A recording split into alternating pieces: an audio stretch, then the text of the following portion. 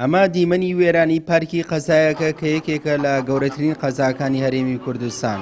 هاوڵاتیانی سەی سادە نیگەران لەوەی چەند ساڵە پارکەکەیان بەو شێوە پشتگوێ خراوە و دوای دەیان هەوڵ و بەدواداچوونی میدیایی هێشتا نۆژەن نەکراوەتەوە. هیواخوازن چی دیکە کۆتایی بەو فرامۆشکردنەی قەزاکەیان بێنرێت. کەمە جێگەی داخە ئەم پارکەیەکە ئێستا ئێمە دەیبینین، یعنی وێرانەیەک دێتە بەرچاو و زۆر جار هەوڵ دراوە لەیان خەڵکی ئەم شارە وەکو خۆبەخش وەکو چالاکەوانی ئەم شارە زۆر هەوڵیان داوە، بەڵام تا ئێساتێش هەوڵەکان هیچ سەمەرێکیان نەبووە. ئومێد دەکەین کە شارەوانی چیتر کەم تەرخەم نەبێ و بێ ئاوەڕێکی جددی و باش لەم پارکە بداتەوە. ئێمە هەر ئەم پارکەمان نیە، پارکی کێشمان هەیە لەسەر شاخ کە ئەویش بە نیوەکاری بەجێ هێڵراوە.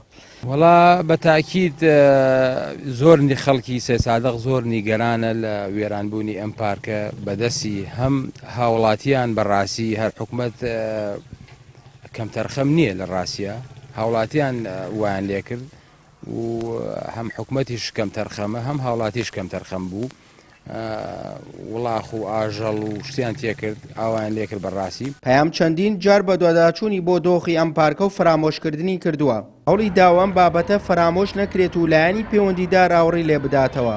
شارەوانی قەزای سەی سادە دەڵێت پاش 3 جار مزایدە بۆ نۆشەنکردنەوەی پارکەکە دوجار بڕیاری لێ درا و لە داهاتوویەکی نزیکدا پارکی گشتی سەی سادە نۆشەن دەکرێتەوە.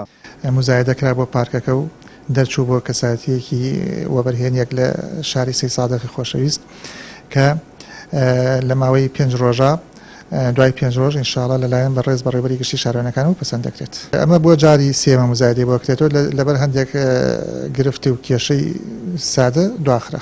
پارکی گشتی سەی سادە لە ساڵی 2010 بە بودجەی 2 ملیار و 200 میلیۆن دینار لەسەر ڕووبەری 25.9 دروست کراوە.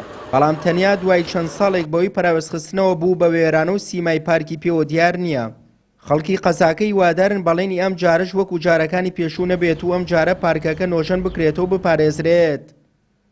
سوێ محەممەد، کەناڵی ئاسمانی پەیام، سەی سادق.